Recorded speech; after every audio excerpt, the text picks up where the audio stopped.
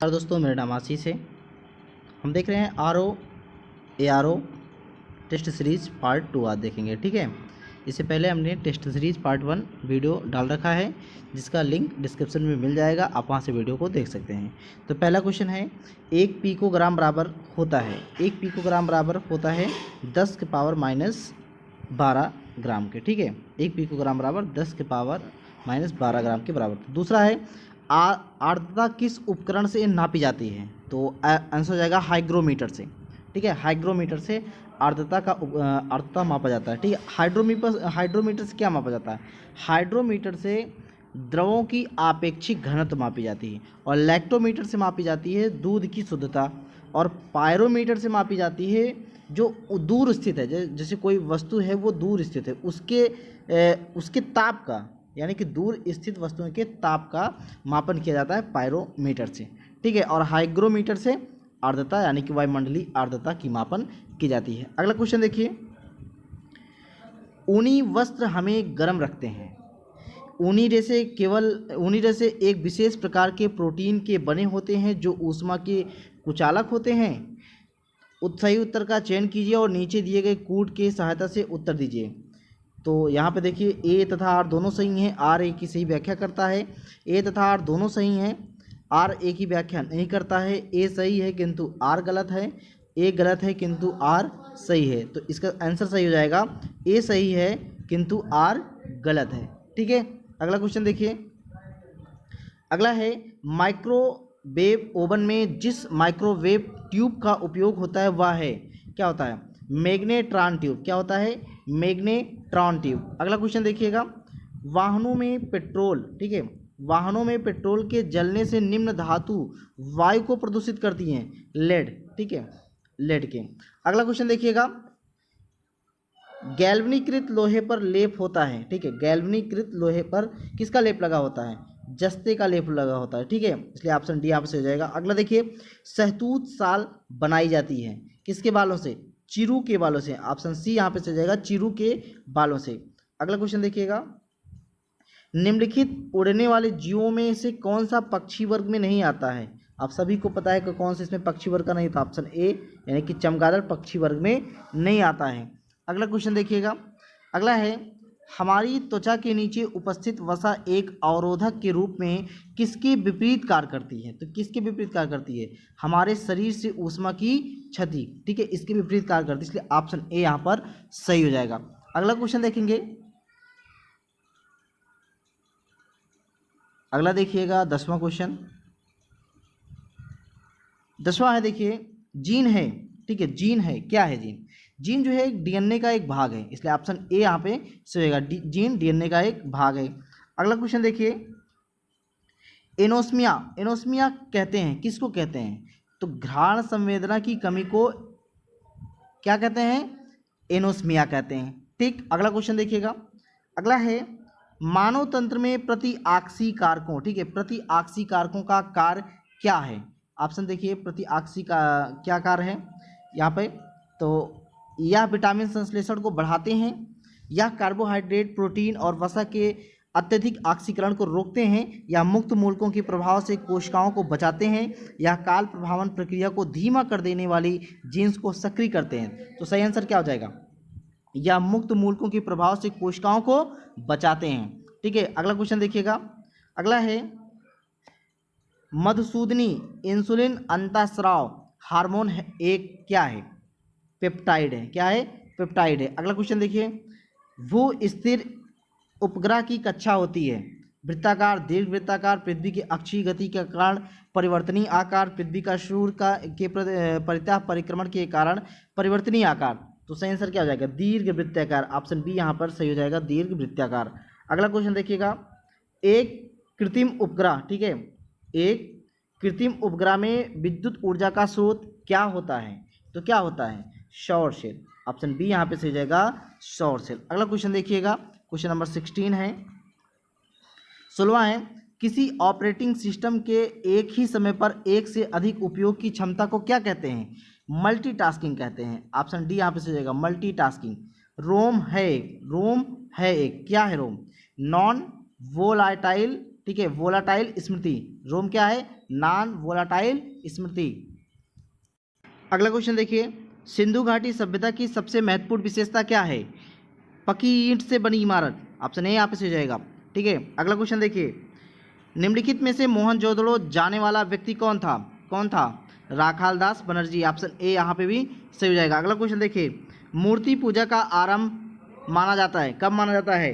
पूर्व आर्यकाल। ठीक है, ऑप्शन ए यहाँ पे सही हो जाएगा। अगला क्वेश्चन देखिए, ऋग्वेद संहिता का नवा मंडल। ठीक है, ऋग्वेद संहिता का नवा मंडल पूर्णतः किसको समर्पित है?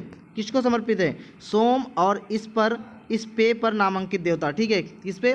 सोम और इस पे पर नामांकित देवता का। अगला क्वेश्चन देखिएगा, ऋग्वेद में उल्लिखित प्रसिद्ध 10 राजाओं का युद्ध किस नदी के किनारे लड़ा गया था? आप सभी को पता है, परुशली। ठीक है, परुशली नदी के किनारे लड़ा गया था। अगला क्वेश्चन देखिएगा, अगला है, महावीर स्वामी को किस नदी के तट पर ज्ञानोदय प्राप्त हुआ था? ऋजुपालिका नदी के तट पर। ठीक है, अगला क्वेश्चन देखिए, निम्नलिखित में से कौन से शासक ने बौद्ध मत के विस्तार में योगदान नहीं दिया? किसने नहीं दिया था? पुष्यमित्र शुंग ने नहीं दिया था। अगला क्वेश्चन देखिए, अगला है कौटिल्य के अर्थशास्त्र। ठीक है, कौटिल्य के अर्थशास्त्र के अनुसार मौर्यकालीन न्याय व्यवस्था में निम्नलिखित न्यायालय अस्तित्व में थे, क्या थे? अब आप इसमें मिलान कीजिए, धर्म महामात, धर्मस्थी, रसजुक, कंटक शोधन। इसमें क्या थे? यानी कि कौटिल्य के अर्थशास्त्र के अनुसार मौर्यकालीन न्याय व्यवस्था में निम्नलिखित न्यायालय अस्तित्व में थे। कौन सा न्यायालय अस्तित्व में था? एक तो कंटक शोधन हो गया, यानी कि 1 4 हो गया, और दूसरा है धर्मस्थी, यानी कि 2 और 4 ये अस्तित्व में थे। बाकी धर्म महामात और रजुक अस्तित्व में नहीं थे, इसलिए हमारा जो ऑप्शन होगा वो ऑप्शन डी यहाँ पे से हो जाएगा, 2 और 4। ठीक है, अगला देखिएगा,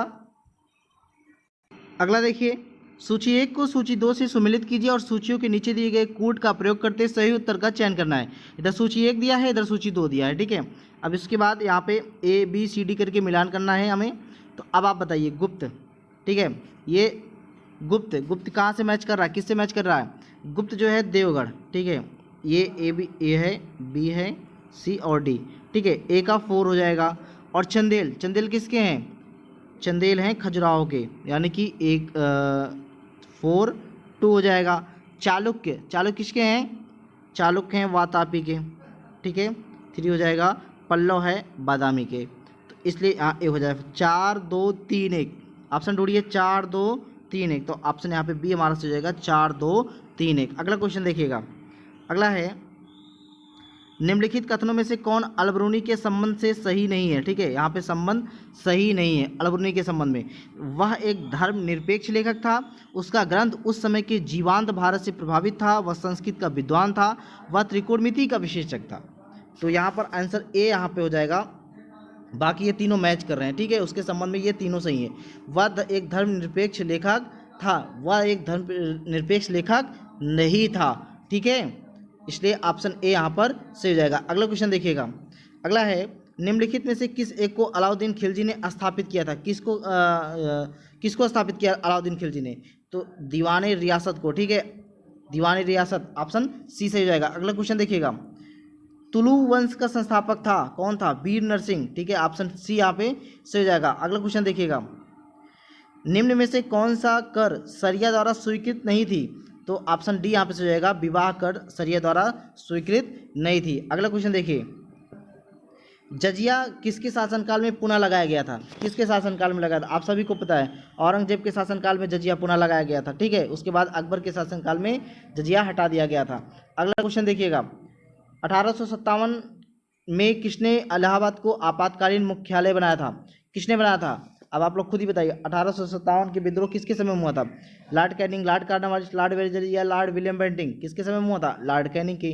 तो ऑप्शन ए यहाँ पे सही हो जाएगा। क्यों? क्योंकि इनका जो कार्यकाल था वो 1856 से 1862 ईस्वी तक था, और लॉर्ड कार्नवालिस का जो कार्यकाल था वो 1786 से 1793 तक था, और जो लॉर्ड वेलेस्ली का कार्यकाल था वो 1798 से 1805 तक था, और लॉर्ड विलियम बेंटिंग का कार्यकाल आप सभी को पता है कि 1828 से 1835 था। इसलिए इसका आंसर ऑप्शन ए हो जाएगा, लॉर्ड कैनिंग। ठीक है, अगला क्वेश्चन देखिए, अगला है, कि निम्नलिखित में से किसने 1857 के विद्रोह को एक षड्यंत्र की संज्ञा दी? किसने दिया? Sir James Outram and W Taylor ने। ऑप्शन ए यहाँ पर सही हो जाएगा। अगला क्वेश्चन देखिए, पागलपंथी विद्रोह वस्तुतः एक विद्रोह था, किसका? गारो का। ऑप्शन बी यहाँ पे सही हो जाएगा। अगला क्वेश्चन देखिए, राजा राम मोहन राय की संस्था ब्रह्म समाज बाल विवाह के विरोधी थी, इसके बावजूद उनके एक अनुयायी ने स्वयं अपनी ही पुत्री का विवाह अल्पायु में करके संस्था के विघटन का मार्ग प्रशस्त कर दिया। वह अनुयायी कौन था? आप सभी को पता है, उसका आंसर हो जाएगा केशव चंद्र सेन। ठीक है। अगला क्वेश्चन देखिए, देशी भाषा परिषद अधिनियम किस वर्ष पारित किया गया था? 1878 में। ऑप्शन डी यहाँ पे सही हो जाएगा। अगला क्वेश्चन देखिए, निम्नलिखित में से किन्हें बम्बई त्रिमूर्ति के नाम से जाना जाता है? किन्हें जाना जाता है? फिरोज शाह मेहता, केटी तेलंग और तैयब जी। ठीक है, मेहता, तेलंग और तैयब जी को बम्बई त्रिमूर्ति के नाम से जाना जाता है। ऑप्शन सी सही हो जाएगा। अगला क्वेश्चन देखिए, कि निम्नलिखित में से, ठीक है, निम्नलिखित में से किसने 1906 के भारतीय राष्ट्रीय कांग्रेस के कलकत्ता अधिवेशन में दादा भाई नौरोजी के अध्यक्षीय भाषण को उनके बदले में पढ़ा? किसने पढ़ा था? फिरोज शाह मेहता, गोपाल कृष्ण गोखले, मदन मोहन मालवीय या फिर मोहम्मद अली जिन्ना? तो ऑप्शन बी यहाँ पे सही हो जाएगा, गोपाल कृष्ण गोखले ने अध्यक्षीय भाषण पढ़ा था। लेकिन वो भाषण तैयार किसने किया था? भाषण तैयार किए थे मोहम्मद अली जिन्ना। इन्होंने क्या किया था? भाषण को तैयार किया था। अब पढ़ा कौन था? गोपाल कृष्ण गोखले। और अध्यक्ष कौन थे? दादा भाई नौरोजी। ठीक है। अगला क्वेश्चन देखिए, अगला है 1907 ईस्वी में कांग्रेस का विभाजन किस स्थान पर हुआ था? तो ऑप्शन डी सही हो जाएगा, सूरत में हुआ था। ठीक है। अगला क्वेश्चन देखिएगा, अगला है वह तिथि कौन है? वह कौन तिथि थी जब मुस्लिम लीग ने पाकिस्तान दिवस मनाया था? तो 23 मार्च 1943। ऑप्शन डी यहाँ पर सही हो जाएगा।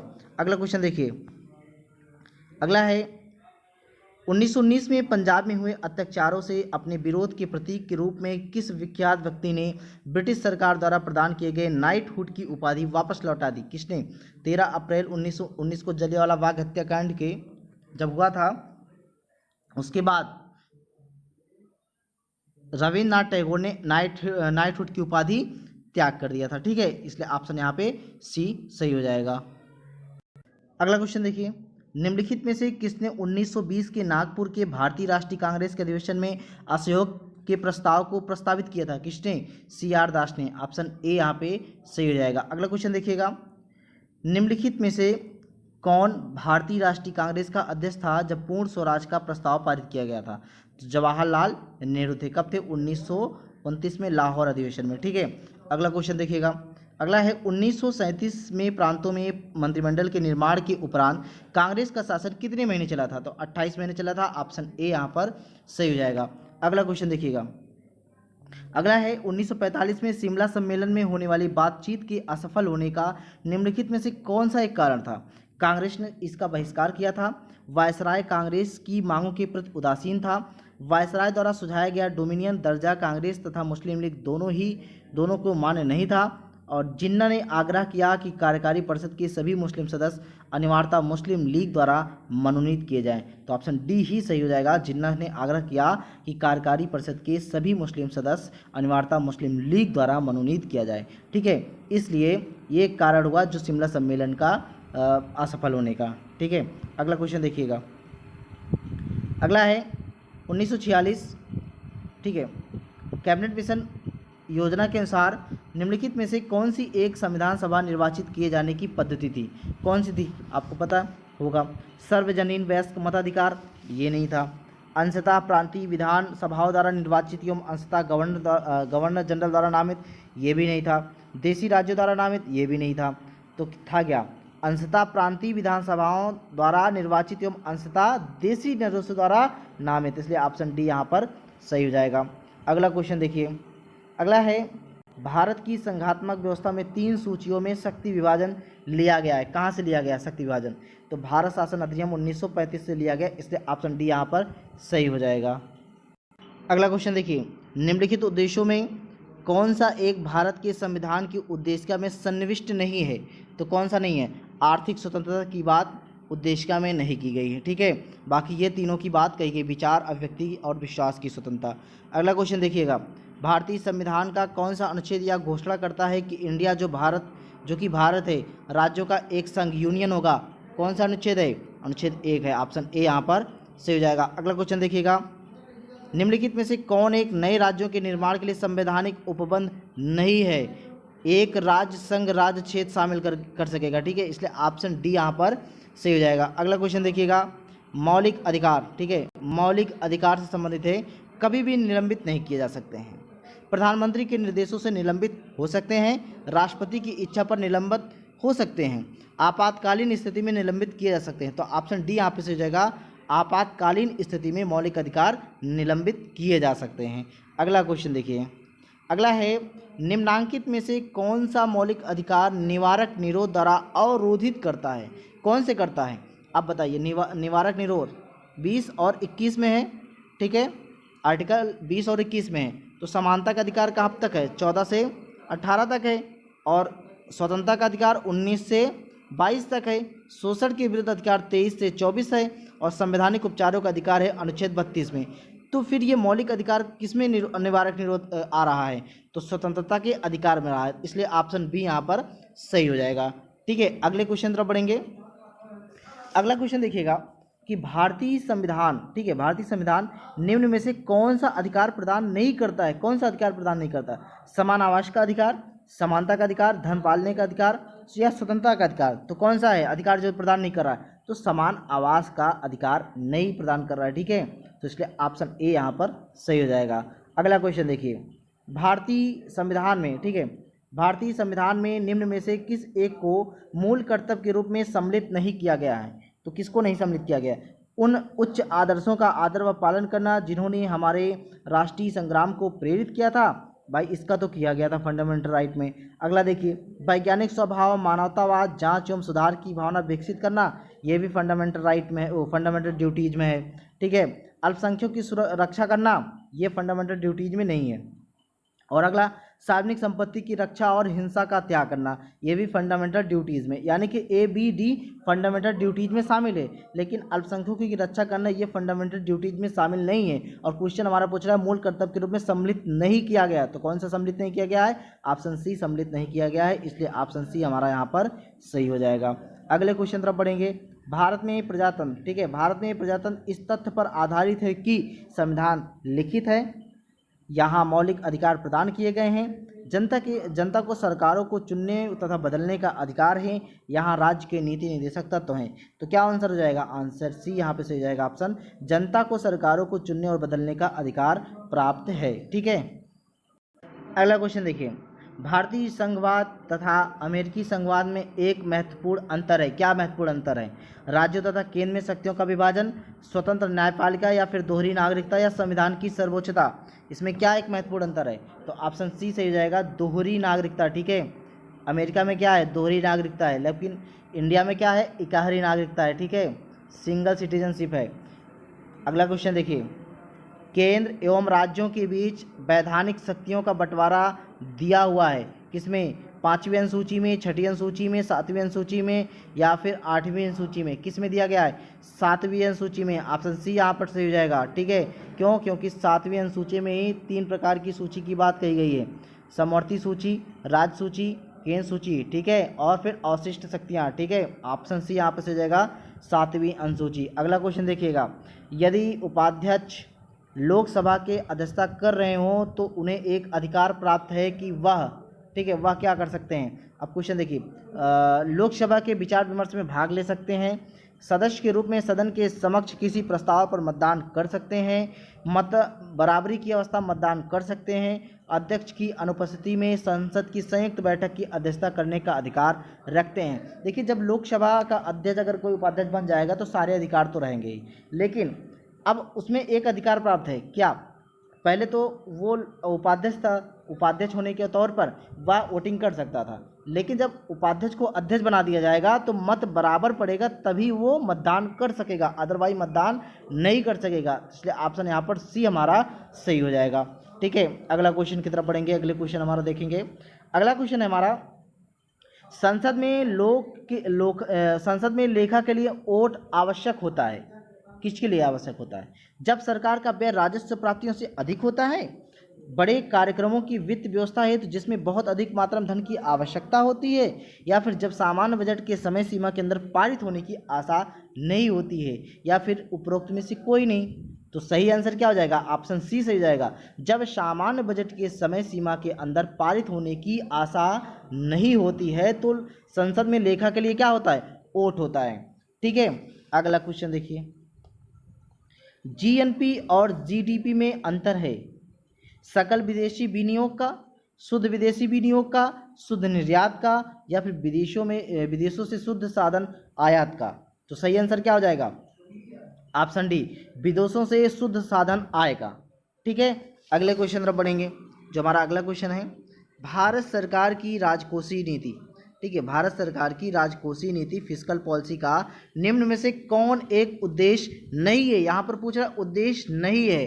क्या फुल एम्प्लॉयमेंट है, पूर्ण रोजगार, मूल्य स्थिरता, प्राइस स्टेबिलिटी, अंतर्राज्यीय व्यापार का नियमन, रेगुलेशन ऑफ इंटरस्टेट ट्रेड है, या फिर है धन तथा आय का न्यायोचित वितरण। ठीक है, इसमें आप क्या होगा?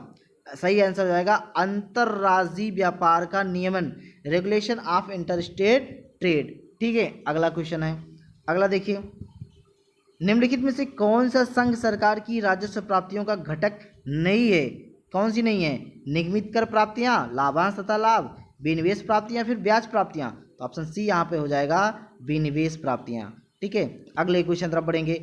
अगला है, निम्नलिखित में से कौन सी एक संस्था विदेशी वाणिज्यिक उधारी को नियमित करती है? कौन सी करती है? भारतीय रिजर्व बैंक, आरबीआई करती है। ठीक है, अगला देखिए, भारत में क्रेडिट निर्धारण एजेंसी या एजेंसियां निम्नलिखित में से कौन सी है? क्रिसिल, केयर, आईसीआरए, या उपरोक्त सभी। तो ऑप्शन डी यहाँ पे सही जाएगा, ये तीनों है। ठीक है, तीनों के साथ साथ 7 टोटल हैं। एक क्रिसिल हो गया, दूसरा फिंच है, ठीक है, FINCH, फिंच, FITCH, फिच है। ठीक है, फिच है। तीसरा है ICRA, इकरा, और चौथा केयर है, और फिर ब्रिक वर्क रेटिंग एजेंसी है, फिर credit analysis and research limited है, फिर SME। ठीक है, फिर है informatics valuation and rating private limited. ये 7 हैं। अगला क्वेश्चन देखिए, भारत में योजना अवकाश की अवधि थी। ठीक है, 1966 से 1969, ऑप्शन बी यहाँ पर सही हो जाएगा। अगला क्वेश्चन देखिए, अगला है, नाबार्ड एक शीर्ष वित्त संस्था है जो बनी है कृषि एवं ग्रामीण क्षेत्रों के विकास हेतु। ऑप्शन सी यहाँ पर सही हो जाएगा। अगले क्वेश्चन तरफ बढ़ेंगे। भारत के विनिवेश आयोग का प्रथम अध्यक्ष कौन था? GV रामकृष्णा। ठीक है, ऑप्शन ए यहाँ पर सही हो जाएगा।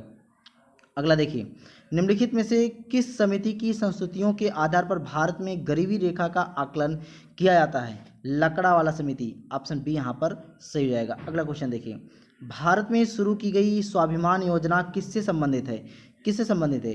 ग्रामीण बैंकिंग से। ऑप्शन सी यहाँ पर सही हो जाएगा। अगला क्वेश्चन देखिए, 2011 जनगणना के अनुसार भारत की सकल प्रजननता दर TFR कितनी है? 2.4। ऑप्शन डी यहाँ पर सही हो जाएगा। अगले क्वेश्चन देखिए, 2011 की जनगणना के अनुसार भारत के निम्नलिखित राज्यों में कौन सर्वाधिक जनसंख्या वाला राज्य है? उत्तर प्रदेश। ऑप्शन डी यहाँ पर सही हो जाएगा। अगला देखिए, 2011 जनगणना के अंतिम आंकड़ों के अनुसार भारत में सर्वाधिक साक्षरता वाला जिला कौन सा है? सरचिप, मिजोरम। ऑप्शन डी यहाँ पर सही हो जाएगा। अगले क्वेश्चन देखिए, 73वां, 2011 जनगणना के अंतिम आंकड़ों के अनुसार भारत में सबसे कम यौन अनुपात है दमन एवं दीव में। ठीक है, अगला क्वेश्चन देखिए, जनगणना 2011। ठीक है, ये 2011 2001 लिखा गया है, 2011 है। ठीक है, जनगणना 2011 के अनुसार भारत के निम्नलिखित राज्यों में किस में सर्वाधिक अनुसूचित SC, ठीक है, अनुसूचित जाति की जनसंख्या पाई गई है? उत्तर प्रदेश। ऑप्शन बी यहाँ पर सही होगा, उत्तर प्रदेश। अगले क्वेश्चन देखिए, भारत के निम्नलिखित राज्यों को उनकी नगरीय जनसंख्या 2011 के अवरोही क्रम में व्यवस्थित कीजिए और नीचे दिए गए कूट से सही उत्तर चुनिए। ठीक है, पहले तो होगा महाराष्ट्र, दूसरा उत्तर प्रदेश। ठीक है, दूसरा क्या हो जाएगा? उत्तर प्रदेश, फिर तमिलनाडु हो जाएगा, और फिर पश्चिम बंगाल। 1 3 फिर 2 फिर 4, 1 3 2 4, 1 3 2 4। ऑप्शन ए यहाँ पर से जाएगा। ठीक है, अगले क्वेश्चन देखिए, निम्नलिखित में से कौन एक राज्य आर्थिक दृष्टि से सबसे ऊपर किंतु लिंगानुपात के आधार पर सबसे नीचे है? हरियाणा है। ऑप्शन डी यहाँ पे सही हो जाएगा। अगला क्वेश्चन देखिए, पर्यावरण किससे बनता है? जीवी घटकों से, भू आकृतिक घटकों से, जैव अजैव घटकों से, या फिर उपर्युक्त सभी? तो ऑप्शन डी यहाँ पे सही हो जाएगा, उपर्युक्त सभी से। अगला क्वेश्चन देखिए, सबसे अस्थायी पारिस्थितिकी तंत्र है समुद्री, ठीक है, ऑप्शन डी सही हो जाएगा। अगला देखिए, भूमिगत जल को दूषित करने वाला अजैविक प्रदूषक है, ऑप्शन सी आर्सेनिक। अगला क्वेश्चन देखिए, निम्नलिखित में से कौन सी ग्रीन हाउस गैस नहीं है? यहाँ पर पूछ रहा है कौन सी ग्रीन हाउस गैस नहीं है, तो यहाँ पर हो जाएगा हाइड्रोजन ग्रीन हाउस गैस नहीं है, ऑप्शन डी यहाँ पे सही हो जाएगा। बाकी ये तीनों मीथेन, नाइट्रस ऑक्साइड, क्लोरोफ्लोरोकार्बन, ये तीनों क्या है? ग्रीन हाउस गैस है, ठीक है। अगला क्वेश्चन देखिए, भारतीय वन्यजीव संस्थान स्थित है, कहाँ पे स्थित है? देहरादून, ठीक है, देहरादून यानी कि यूके उत्तराखंड में अवस्थित है। अगला क्वेश्चन देखिए, भारत का सर्वप्रथम राष्ट्रीय उद्यान निम्नलिखित में से कौन सा है?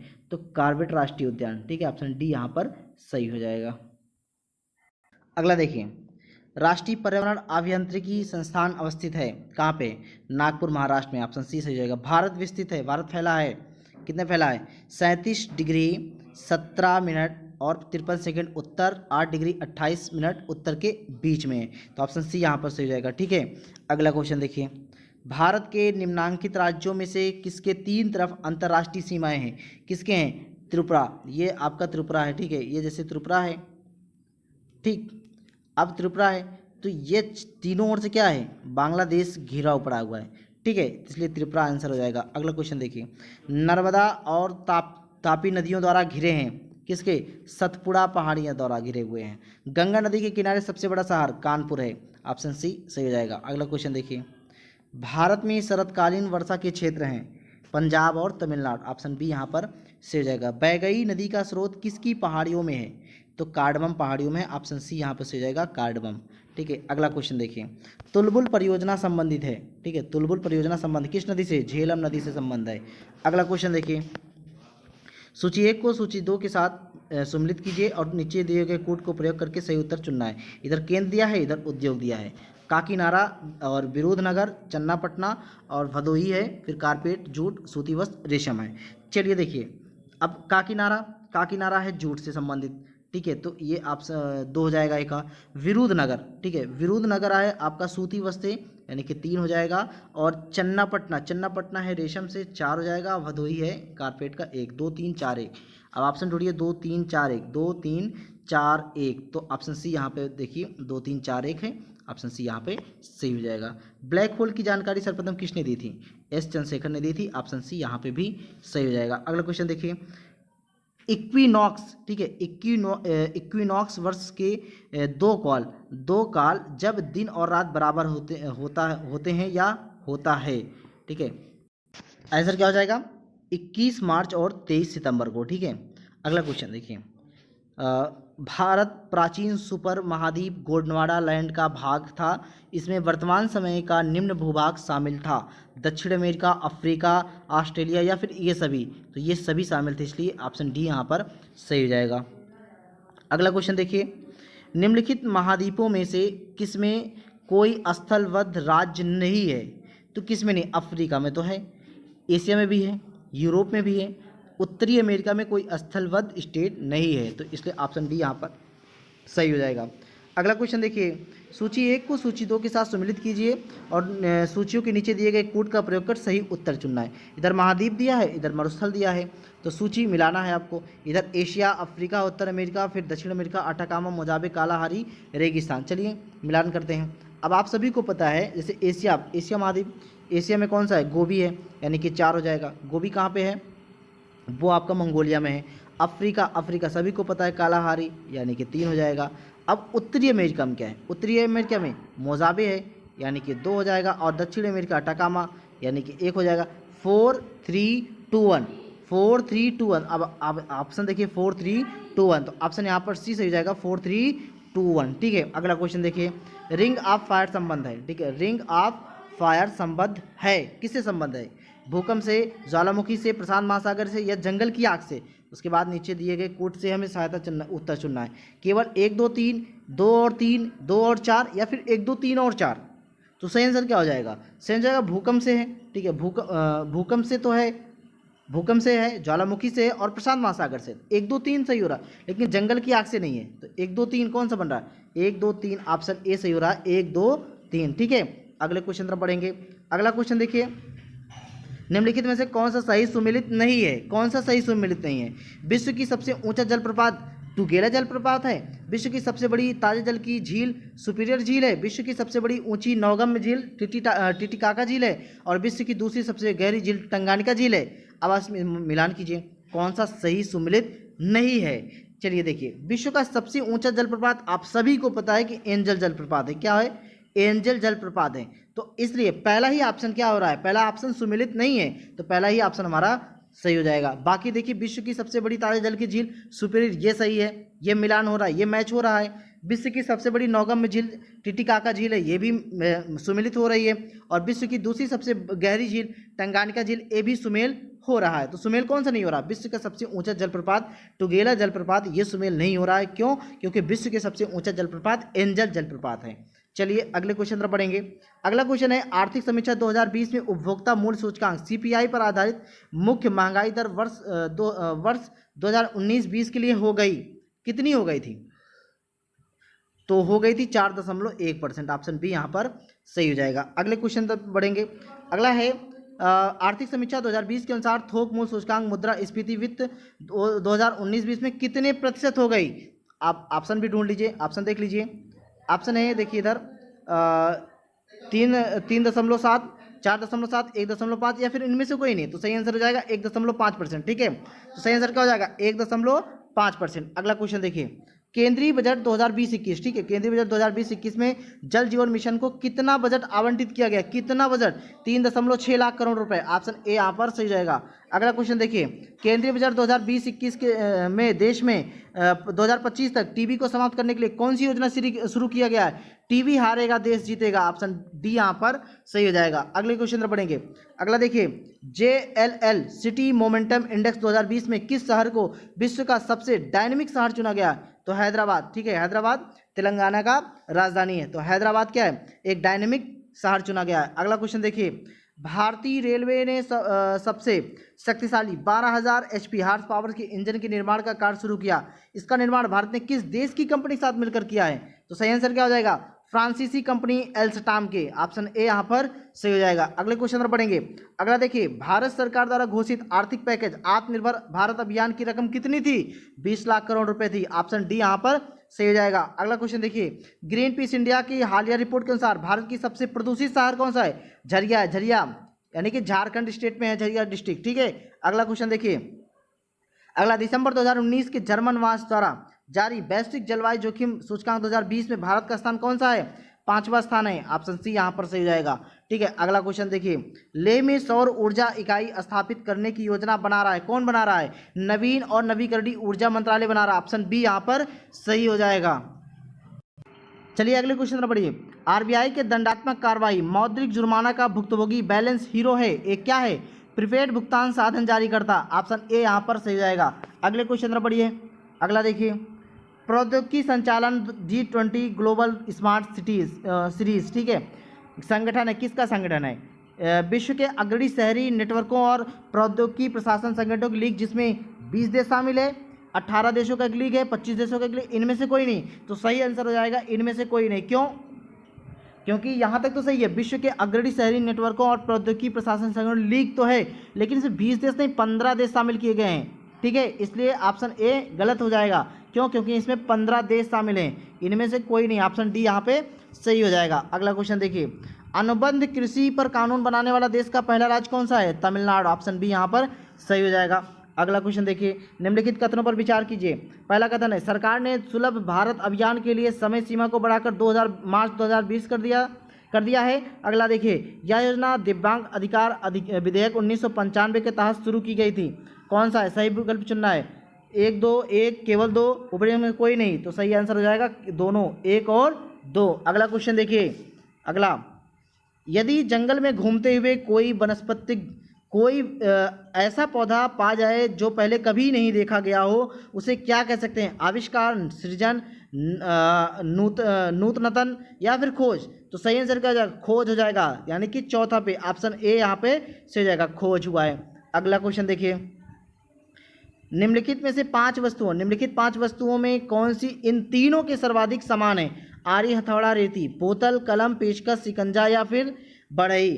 अब बताइए आरी हथौड़ी रेती क्या है, एक औजार है, पेचकस भी क्या है, एक औजार है, तो इसलिए सर्वाधिक समान क्या है, पेचकस, तो 3 है, यानी कि ऑप्शन डी यहाँ पर से हो जाएगा 3। ठीक है, चलिए अगला क्वेश्चन देखिए, निम्नलिखित अनुक्रम में लुप्त संख्या ज्ञात कीजिए। इधर दिया 6, 24, 60, 120, 210, इधर डट डट डट, इसमें कौन सी संख्या होगी आपको चुनना है। चलिए हम लोग लगाते हैं, अब हम करते हैं 2 का पावर 3 बार, ठीक है, 2 का पावर 3 माइनस 2 करने पे कितना आ रहा है, 2 दूना 4 दूना 8, 8 माइनस 2 बराबर 6 आ रहा है, ठीक है, 6 तो हमें मिल रहा है। फिर आगे इसी तरह प्रोसेस करते हैं कि 3 का पावर 3 बार करते हैं और -3 करते हैं, तो 3 त्रिक का 9 त्रिक 27 हो गया। 27 में से 3 घटाएंगे तो कितना आएगा, 24 आ जाएगा। हमें 24 और 6 और 24 दोनों मिल गए। फिर इसी तरह 4 पे आइए, ठीक है, 4 का ले लीजिए, 4 को हम 3 बार करेंगे, 4 फिर माइनस कितना करेंगे, 4 करेंगे, तो 4 चौके 16, 16 चौके 64 हो गया, तो 64 माइनस 4 करने पे कितना आ रहा है, 60 मिल रहा है, ये भी मिल रहा है, यहाँ देखिए 60 मिल गया।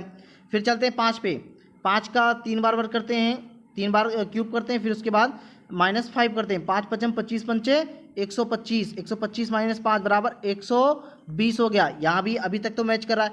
आगे देखिए 6 का पावर 3 हो जाए, 6 6 36, 36 छक्के कितने हो गए, 216, ठीक है, इधर -6 है, तो 216 माइनस 6 बराबर 210। अब आगे आइए, इसमें भी गुणा कर लीजिए, 7 का पावर कितना 3 बार, 7 सते 49, अब 49 गुणे 7 कर लीजिए, 7 9 63, ठीक है, यहाँ से लगा 6 और 7 चौके 28, 28 से कितना होता है 343, ठीक है, यहाँ पर 343, 343 माइनस 7 करने पे कितना आ रहा है, 336 आ रहा है, ठीक है, 336 घटा लीजिए, 336 आ रहा है। अब इसमें सही आंसर क्या हो जाएगा, 336, ऑप्शन बी यहाँ पर सही हो जाएगा। अगला क्वेश्चन देखिए, अगला देखिए, अधोलिखित कूट संकेतों में से सही विकल्प द्वारा श्रृंखला को पूर्ण कीजिए। JFMA फिर डॉट डॉट डॉट डॉट है। अब क्या इसमें आएगा आप लोग खुद बताइए। चलिए मैं आपको बता रहा हूँ, जे से क्या हो गया जनवरी, F से क्या फरवरी, M से मार्च, A से अप्रैल, फिर क्या आ रहा है अप्रैल के बाद मई, ठीक है, मई, फिर जून, फिर जुलाई, MJJJ आ रहा है, ठीक है, सही आंसर क्या हो जाएगा MJJ, तो सही ऑप्शन क्या हो जाएगा, ऑप्शन ए MJJJ, ठीक है। अगले क्वेश्चन तरफ बढ़ेंगे, अगला क्या कह रहा है,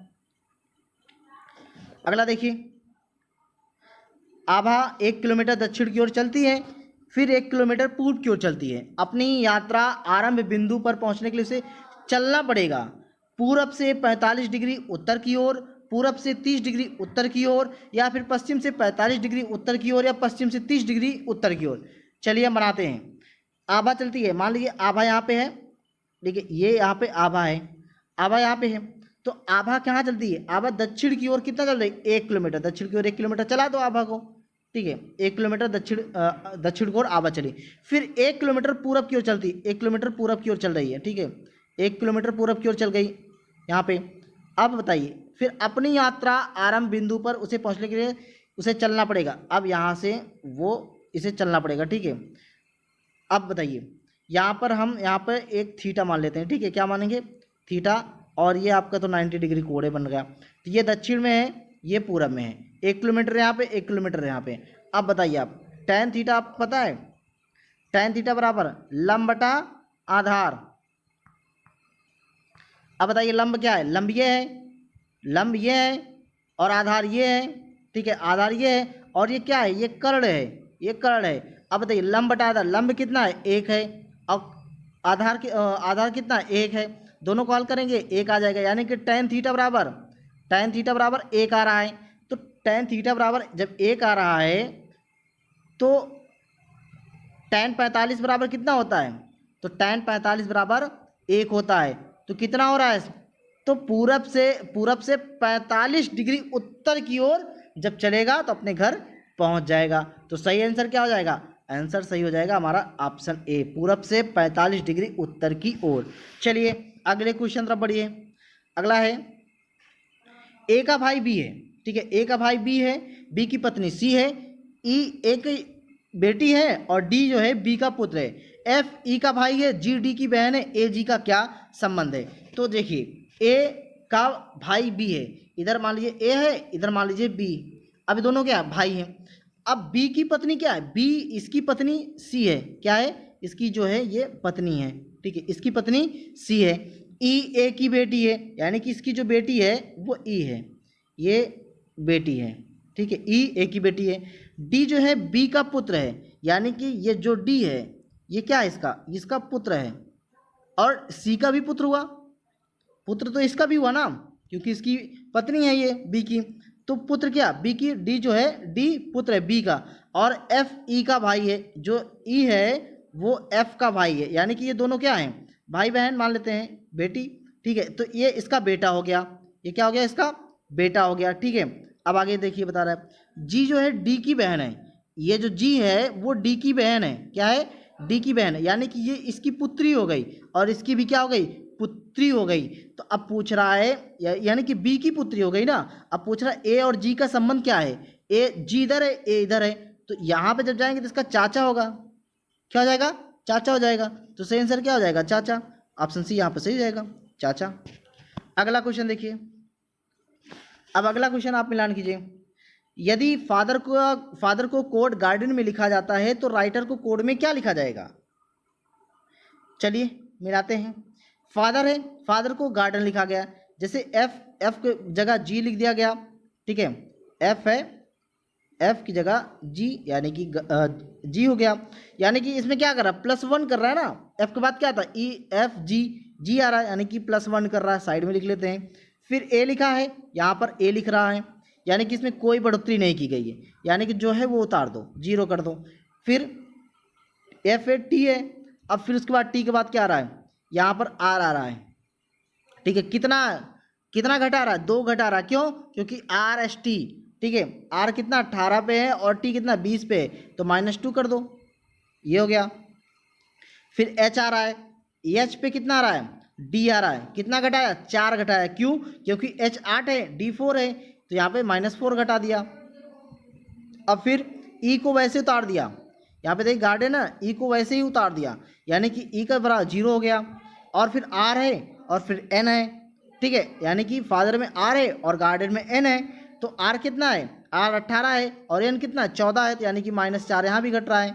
तो अब इसी तरह हमें भी मिलान कर लेते हैं, जैसे राइटर है, ठीक है, अब जैसे डब्लू का हम क्या करें, डब्लू के क्या आ जाएगा +1 करना है, ध्यान रखना है +1 कितना आ रहा है, डब्लू कितना है 23 24 25 26, जैसे आप जो है इसको याद कर लीजिए ई जोटी, ठीक है, ई ज्योति, यानी कि ई का मतलब 5 और जे का मतलब 10 और ओ का मतलब 15 और टी का मतलब 20 और वाई का मतलब 25, ठीक है, डब्लू एक्स वाई कितना हो रहा है 23 24 25 हो रहा है, ठीक है, तो 23 ये है, तो 24 पे क्या हो जाएगा 24 पे x हो जाएगा, यानी कि +1 करेंगे तो x हो जाएगा, तो इधर w है तो w का x हो रहा है, यानी कि +1 हो रहा है। फिर हमको 0 ही, यानी कि r को वैसे उतार लेनी है, r को हम ऐसे उतार लेंगे, ठीक है, तो ये x और r हो गया। अगला देखिए, फिर इधर i लिखा है, i में -2 घटा देना, i का कितना नंबर है, i का नंबर है 9 है, ठीक है, i का नंबर 9 है, 9 में 2 घटा दो 7 आ जाएगा, 7 कितने नंबर पे g पे है, ठीक है, x r g हो गया। अब बताइए t है, इधर राइटर में t है, t में कितने घटाने -4 घटाने हैं, t का नंबर कितना है 20 है, 20 में से 4 घटाने पे कितना आ रहा है 16 आ रहा है, और 16 कितने नंबर पे है 16 है p पे, तो p यहाँ लिख देंगे, ठीक, और e को हम वैसे उतार लेंगे, ई को ऐसे उतार लें। फिर आर आ रहा है, लास्ट में आर आ रहा है राइटर में, तो आर कितना है 18 है, और 18 में कितना घटाना है -4 घटाना है, -4 मतलब एन आ रहा है, यूँ क्योंकि 14 आ रहा है, तो हमारा कितना आ रहा है, हमारा आ रहा है X R G P E N, ठीक है, X R G P E N आ रहा है। अब इसमें आप ढूंढिए कहाँ से, इसमें हमारा कौन सा आंसर सही हो जाएगा, आंसर डी यहाँ पे सही, X R G P E N हो जाएगा, ठीक है। अब अगले क्वेश्चन तरफ बढ़िए, अगला क्वेश्चन देखिए, 4 सेंटीमीटर गुड़े 4 सेंटीमीटर गुड़े 4 सेंटीमीटर आयाम डायमेंशन के एक घन के सभी फलक हरे रंग से रंग दिए गए हैं और उसमें 64 इकाई घनों में काट दिया गया है, कितनी इकाई घन ऐसे हैं जिनमें 2 फलक हरे रंग के होंगे। तो चलिए हम फार्मूले से चलेंगे। काटे हुए घनों की संख्या कितनी है? 64 है। कितने के? ये कह रहा घन है, ठीक है, तो इकाई घनों में काट दिया गया है, तो हम n बराबर 3√64 करेंगे। तो इसका हल करने पे कितना आ रहा है? n बराबर 4 आ रहा है। तो 2 सतह हैं। रंगीन घनों की संख्या कितनी है? 2 है। तो इसमें देखिए 4 गुणे 4 गुणे 4, तो यहाँ 12, तो 12 हो जाएगा। यहाँ पे 12 n-2 कर देते हैं। अब 12 n के बराबर कितना आया था? 4 -2। अब बताइए इसको घटा देंगे, 12 गुणे 2 यानी कि 12 दूना 24। सही आंसर क्या हो जाएगा? 24 हो जाएगा। ऑप्शन सी यहाँ पे सही हो जाएगा। बात समझ में आ गई? नहीं आई? चलिए अगला क्वेश्चन देखिए। ए बी से लंबा है परंतु सी जितना लंबा नहीं है। डी ई से लंबा है परंतु बी जितना लंबा नहीं है। ई एफ से लंबा है परंतु डी जितना लंबा नहीं। सबसे लंबा कौन है? हमें ढूंढना सबसे लंबा कौन है। चलिए हम एक लाइन के हिसाब से हम सबसे सरल तरीके से बता रहे हैं। जैसे एक लाइन ले लेते हैं, ठीक है, या फिर हम ए बी सी डी करके लिख लेते हैं, एफ तक लिख लेंगे।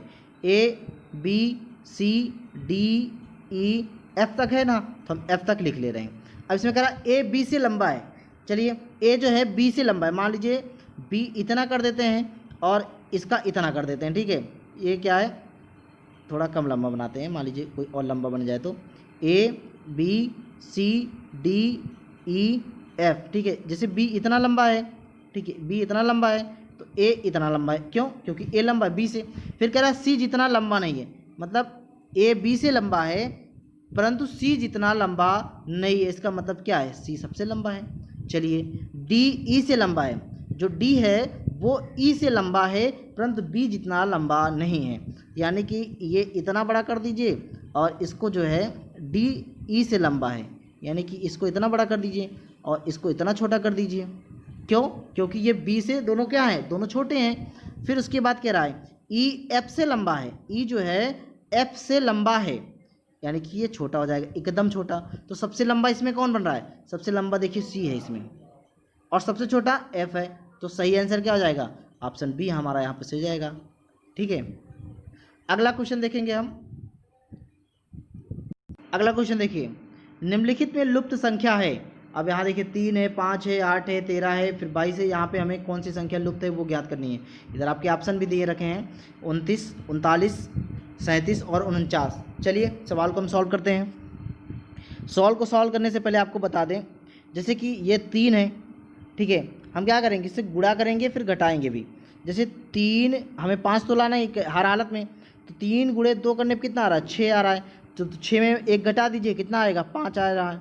अब अगला देखिए 5 है, 5 गुणे 2 कर दीजिए, 5 दूना 10 आ रहा है। कितना घटाना है? 2 घटा दीजिए, कितना आ रहा है? 8 आ रहा है, ठीक है। अगले चल दिए 8 पे चले आइए, 8 गुणे 2 कर दीजिए, 8 दूनी 16, 16 में कितना घटाना? 3 घटाना है, यानी कि 13 आ रहा है, ठीक है। 13 गुणे 2 कर दीजिए, 13 दूना 26 और इधर आपका 4 घट जाएगा, 26 - 4 बराबर 22 आ गया। अब बताइए 22 गुणे 2 कीजिए, 22 गुणे 2 कीजिए, 22 दूना 44 हो रहा है। कितना घटेगा? 1 2 3 4 5, 5 घटेगा, ठीक है। -5 कर दीजिए, कितना आ रहा है? 39 आ रहा है। 39 आंसर हो जाएगा। ऑप्शन बी हमारा यहाँ पे सही हो जाएगा, 39, ठीक है। अगले क्वेश्चन तरफ बढ़िए। अगला देखिए, अगला है निम्नलिखित में से कौन सा बेन रेखाचित्र इतिहास, भूगोल, भूगर्भ शास्त्र वर्गों के परस्पर संबंधों से सही चित्रित करता है। इधर देखिए ऑप्शन ए भी देख लीजिए, ऑप्शन बी भी देख लीजिए, ऑप्शन सी भी देख लीजिए और ऑप्शन डी भी देख लीजिए, कौन सा इसमें सही एकदम है। तो अब देखिए जैसे भूगर्भ शास्त्र, और ये आपका बता रहा हूँ, ये आपका हो गया भूगर्भ शास्त्र, ठीक है। ये आपका क्या हो गया? भूगर्भ शास्त्र। फिर आपका यहाँ पे रख दीजिए इतिहास रख दीजिए, फिर आपका यहाँ रख दीजिए भूगोल रख दीजिए। तो सही किस तरह बन रहा है? इस तरह बन रहा है। तो ऑप्शन सी हमारा यहाँ पर सही हो जाएगा। बात समझ में आ गई? चलिए अच्छी बात है। अगला क्वेश्चन देखिए। अगला क्वेश्चन है, यदि P निरूपित करें प्लस को और RX को यानी गुणे को और S माइनस को निरूपित करें, ठीक है, तथा यहाँ पर कुछ मिसप्रिंट हो गया है, तो इसमें जो है कौन सा होगा? यहाँ पर P हो गया, T हो जाएगा, ठीक है। टी किसको निरूपित करें, भाग को, तो 5R9P7S9T3P6 है, तो हमें कितना मान होगा, तो इसको हम लगा लेंगे। अब जैसे ये 5 है तो हमें क्या करना है, प्लस, पी का मतलब क्या है, प्लस है, तो प्लस कर दीजिए, फिर नहीं आर है, ठीक है, 5R है, तो यहाँ पर 5 है और आर है, आर मतलब गुणे 9 कर दीजिए, फिर पी प्लस कर दीजिए 7, फिर एस क्या है, माइनस है, तो एस यानी कि -9 कर दीजिए, फिर टी क्या है, भाग है, यानी कि 3 कर दीजिए, फिर पी क्या है, +6 है। अब इसको लगा लीजिए, ठीक है, अब इसको लगा लीजिए, लगेगा कैसे, अब जैसे इसको गुणा करेंगे, इसको गुणा करने पर कितना आ रहा है, 45 आ रहा है, ठीक है, 45 आ गया। अब उसके बाद इसको भाग दे दीजिए, कितना आ रहा है, 3 त्रिका 9 आ रहा है, +7 कर दीजिए, -3 कर दीजिए, फिर उसके बाद +6 उतार लीजिए। फिर आप क्या करेंगे, इसमें अब आपको जो है प्लस प्लस जोड़ लीजिए, जो प्लस प्लस है, जैसे 45 है +7 है और 6 है, इसको जोड़ लीजिए, सारा जोड़ लीजिए, तो 45 और 7, 45 से कितना हो गया, 51, 51 7 58, और 58 में -3 कर दीजिए, कितना आ रहा है, 55, तो सही आंसर क्या हो जाएगा, आंसर बी हो जाएगा, 55 हो जाएगा। बस समझ में आ गई, ठीक है। अगले क्वेश्चन तरफ बढ़िए। अगला देखिए, निम्नलिखित कथनों पर विचार कीजिए। वकील लोग केवल गोरी लड़कियों से विवाह करते हैं, शोभा बहुत गोरी है। निष्कर्ष देखिए, शोभा का विवाह किसी वकील से हुआ है, दूसरा शोभा का विवाह किसी वकील से नहीं हुआ है। अब निष्कर्ष देखिए, केवल एक निर्गत होता है, केवल दो निर्गत होते हैं, या तो एक या तो दो निर्गत होता है, या तो ना तो एक ना ही दो, तो कौन सा होता है, तो सही आंसर हो जाएगा या तो एक या तो दो निर्गत होता है। क्यों, क्योंकि यहाँ पे कहा गया कथन में कि वकील लोग, ठीक है, यहाँ पर देखिए वकील लोग केवल गोरी लड़कियों से विवाह करते हैं। अब यहाँ पे शोभा तो इंडिकेट नहीं कर रहा है, लड़कियों को तो इंडिकेट नहीं कर रहा है कि लड़कियाँ एक जो है वकील से, गोरी लड़कियाँ वकील लोग से शादी करती हैं, यहाँ पर इंडिकेट तो सिर्फ वकील का कर रहा है। तो वकील, यहाँ की शोभा का विवाह किसी वकील से हुआ है, हो सकता है किसी वकील से हो सकता है, फिर शोभा का विवाह किसी वकील से नहीं हुआ, ये भी है, सही है, हो सकता है किसी वकील से ना हुआ हो, तो इसलिए यहाँ पर कथन कौन सा हो, ऑप्शन सी, या तो एक निर्गत होता है या तो दो निर्गत होता है। चलिए अगले क्वेश्चन तरफ बढ़िए।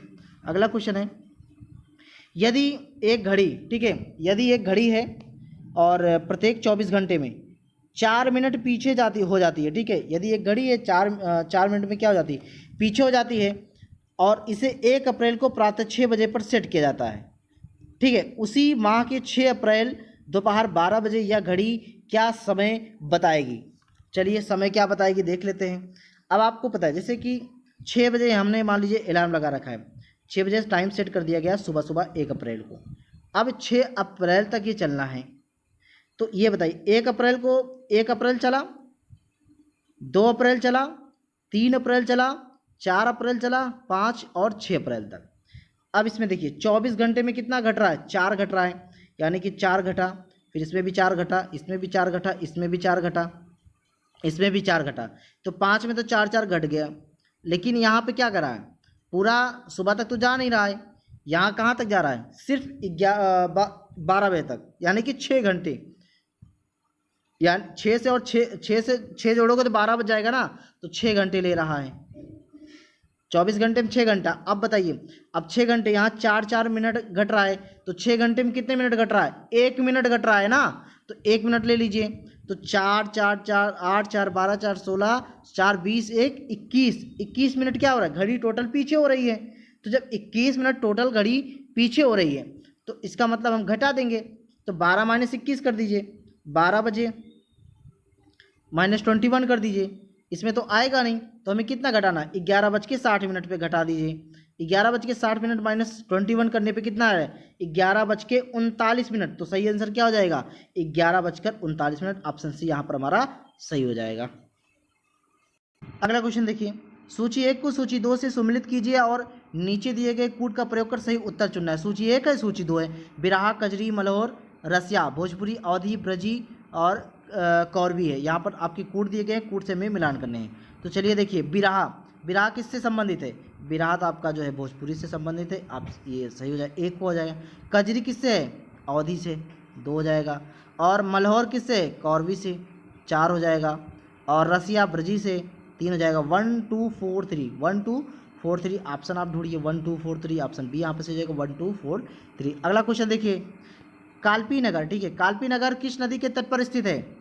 किस नदी के तट पर? यमुना नदी के तट पर स्थित है। अगला क्वेश्चन देखिए उत्तर प्रदेश में वन महोत्सव सप्ताह मनाया जाता है, कब मनाया जाता है? 1 जुलाई से 7 जुलाई के बीच में मनाया जाता है। अगला क्वेश्चन देखिए सूची 1 को सूची 2 के साथ सम्मिलित कीजिए और सूचियों के नीचे दिए गए कूट का उपयोग करके सही उत्तर चुनिए। इधर स्थान दिया है और उधर उद्योग दिया है, तो मिलान कीजिए। चुर्क है, इधर फिरोजाबाद, अलीगढ़, मेरठ, ठीक है। ताला खेल के समान सीमेंट चूड़िया।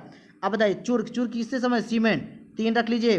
फिरोजाबाद चूड़ी 2 4, अलीगढ़ ताला 1 और मेरठ 2 है, ठीक है। यानी कि 3 4 1 2, 3 4 1 2 आप ढूंढिए 3 4 1 2, 3 4 1 2 ऑप्शन यहाँ पे सी सही हो जाएगा। क्या सही हो जाएगा?